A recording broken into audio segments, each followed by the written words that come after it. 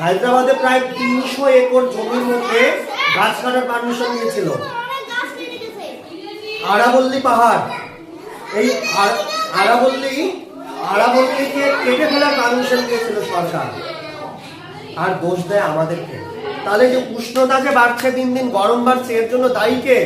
সরকার নিজে। এই যে বৃষ্টিপাত কম হচ্ছে, এর জন্য দায়ী কে? সরকার নিজে। এই যে ভূগর্ভ জল দিন দিন নিচে চলে যাচ্ছে, এর জন্য দায়ী কে? এই সরকারগুলো নিজে। তারা পরিকল্পনাহীনভাবে কোম্পানিগুলোকে ঢালাও পারমিশন দিয়ে দেয়, আর এর ফলে কষ্ট কে পায়? আমরা পাই। আমরা পাই না? দেখো এখানে প্ল্যানটা দেখো কোম্পানিগুলার। হ্যাঁ, পৌলমী দেখবে বিশাল বড় চালাক শয়তানেগুলা। দেখো গাছ যদি বেশি থাকে তাহলে ছায়া হবে না? গরম বেশি লাগবে? গরম বেশি লাগবে না। গরম বেশি যদি না লাগে আমরা কি ফ্যান চালাবো? সব সময় চালাবো না। আমরা কি ঘরের মধ্যে এসি লাগাবো? লাগাবো না।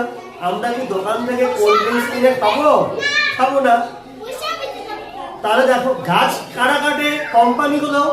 লাভ কার হয়? কোম্পানি। গাছ কেটে গরম বাড়ছে, এই গরম বাড়লে আমরা ফ্যান কিনি না? ফ্যান কে বানায়? কোম্পানি। লাভ কার হলো? কোম্পানি। ফ্যান চালালে লাইনের বিল ওঠে, এই লাইনটাও কে দিচ্ছে? কোম্পানিগুলো। লাভটা কার হলো? কোম্পানির।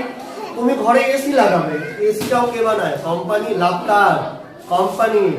তুমি যে কোল্ড ড্রিঙ্কস খাবে, তুমি যে কোকা কোলা খাবে, পেপসি খাবে, মিরিন্ডা খাবে, ম্যাঙ্গো খাবে, এগুলো কে বানায়? কোম্পানি। লাভটা কার? কোম্পানির লাভ। তাহলে কোন দিকে যাবে যাও, সমস্ত দিক থেকে লাভটা হচ্ছে কোম্পানি। আর আমাদের বইয়ের মধ্যে কি শেখাচ্ছে? আমাদের নাকি দোষ? তাহলে বইয়ে যেগুলো লেখা আছে সেগুলো অন্ধের মতো বিশ্বাস করব না? বইটাকেও যাচাই করব, বিচার করে বইটাকে আমরা স্বীকার করবো, গ্রহণ করবো। কি ঠিক তো?